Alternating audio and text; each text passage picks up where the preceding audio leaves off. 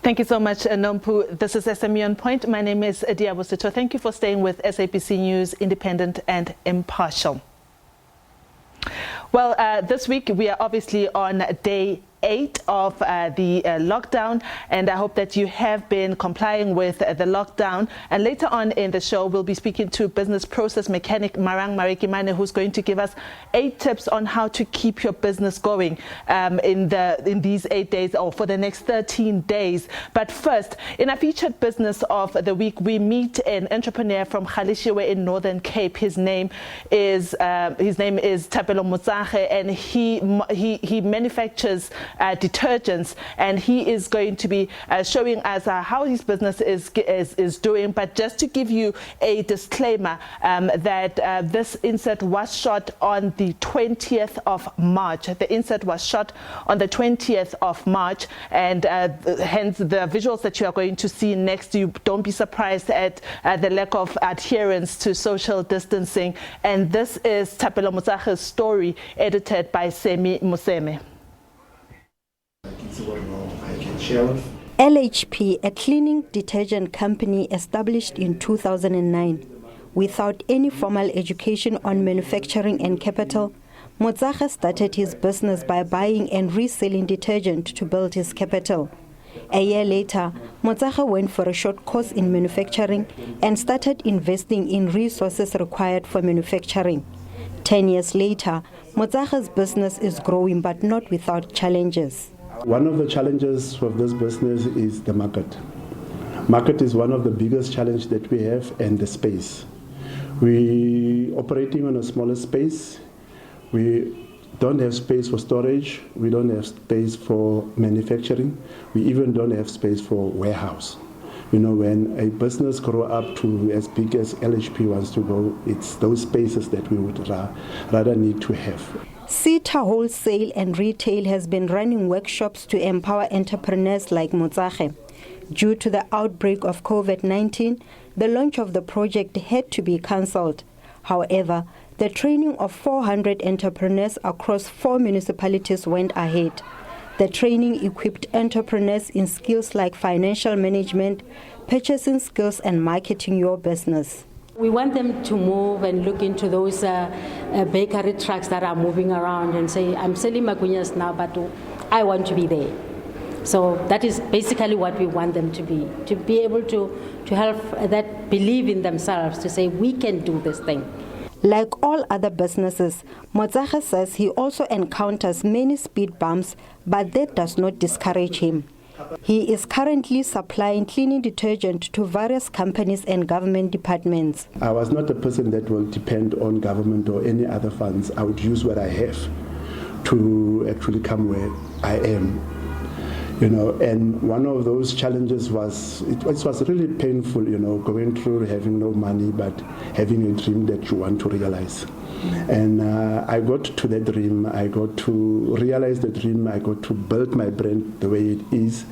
And I am where I am because of the power that I've put on, the persuasion that I've put into the business. Following a high demand of hand sanitizers as a result of COVID-19, Motsage is now exploiting that market. He says his short-term dream is to see his products on big retail shelves, competing with other established brands in the industry. Thapelo Motsage, SABC News, Kimberley in the Northern Cape. Thank you to my colleague Thapelo Motsage for that lovely insert there.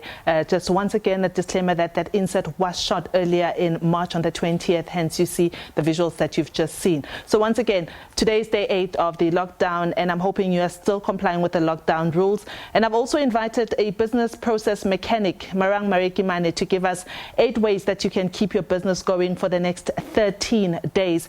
Marang does join me via Skype. Now, Marang, thank you so much and welcome to SME On Point. Thank you so much for inviting me. I hope you did see the insert a bit where we featured Thapelo Motsage. If you didn't, Thapelo manufactures detergents in Northern Cape, in Khalishiwe, and he's hoping that he can get his products onto shelves and to start competing with big retailers.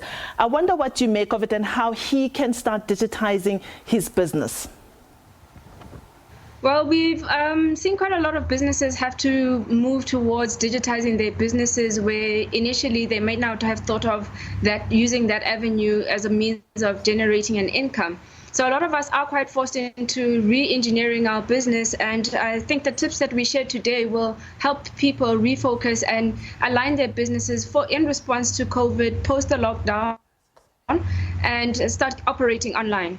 Okay, I'll ask my colleagues to put up the graphic there that shows the 8 processes that you've put together for us, where you can take us through the first step in which people can start looking at this. First, you say people must stay calm and they should stay focused. This is important because?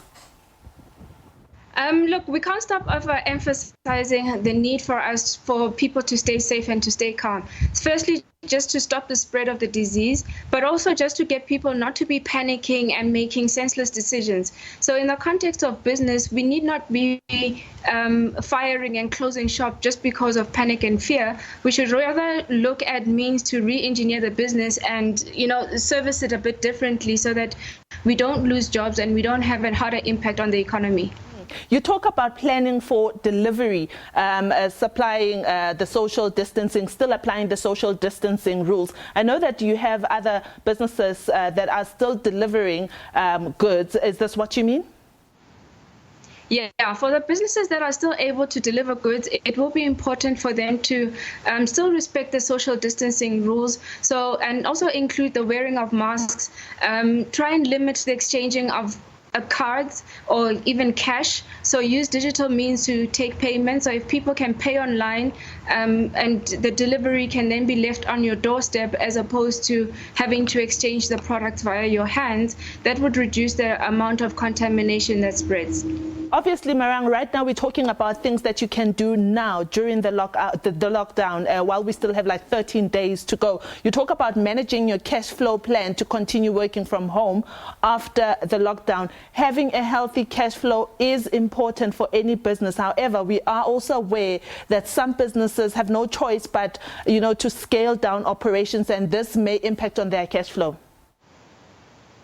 Yeah, so if you can continue working remotely and working from home post the lockdown, I would encourage business owners to keep that form of working in a means to manage the cash flow in the business. So don't rush to go back to paying rentals onto an office. If you can still get the payment holiday from paying rentals, then that would be great.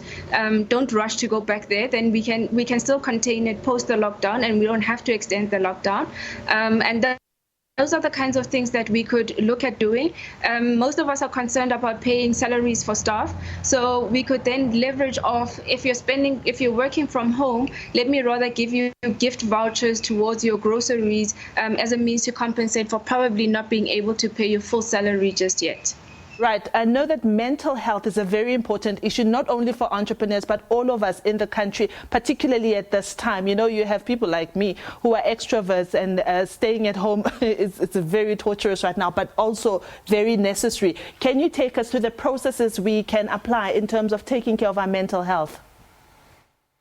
So it's important also not to find yourself so consumed by the growing numbers of infections and getting paranoid over those kinds of numbers. Rather focus on you staying calm and managing your own stresses and anxieties. So having a routine where you exercise at home. There's a lot of great content online at the moment where people are putting a lot of personal trainers putting their content online that you can just watch and exercise at the same time. Reading is quite good, and not reading stuff that will make you more paranoid, but reading for pleasure and finding ways to entertain yourself. So if you're an extrovert, it is time you find a way to actually find virtual meetups with your friends. Use that as means not just to brainstorm, but also to have lunches. Let's talk about things that you can do post the lockdown. This is in 13 days' time. That's if, obviously, the lockdown is not extended. What do you first do? Say it's the 17th of April. What's the first thing that one should be doing? So ideally, you would have spent this time in lockdown to be engaging with your customers and find out what their anxieties are about life after the lockdown and how your products and services could assist them after the lockdown. So that will help you navigate your business and pivot into the right direction. Have the customers ready and waiting for you to start selling, and then you start going straight into market as opposed to waiting for to react to life after lockdowns. So if you've done the prep work now, it is a lot easier to continue business afterwards. Let's talk about getting your business online. We are talking about this a lot, Marang. We're talking about getting business online. However, not every business is equipped. Not every business owner is ready to engage with technology at that level. What is the easiest way that one can start doing this? Can social media be used? Yes, definitely. You can still use social media to do that. A lot of the platforms have enabled a buy now option, meaning that you can set up your online store on the social media platforms, but also you can use the social media content to start communicating how your business has adapted to life after the lockdown. Or life with it dealing with COVID. So that people are aware and your customers become more aware of the fact that you have adapted to the business, to the environment, and you're actually here to stay, and that you haven't fizzled out because of the disease. Marang, Marekimane, thank you so much for making time to speak to us on SME On Point and for sharing some of the processes that businesses can still apply from today until the 16th of April. We really do thank you for your time. Thank you so much for having me around. That was Marang Marekimane. She is the CEO of Business Process Mechanics, and she was chatting to us about some of the processes that you can apply to your business as we're still observing lockdown. Just as a short reminder that SME On Point now has its own Facebook page at SME On Point. I'll be more than happy to engage you there after the show, and I'll also be uploading this SME On Point version as well as on our SABC digital platforms on YouTube. That is at SME On Point on Facebook. And that is all from SME On Point for this Friday. And up next, I believe, is the weather.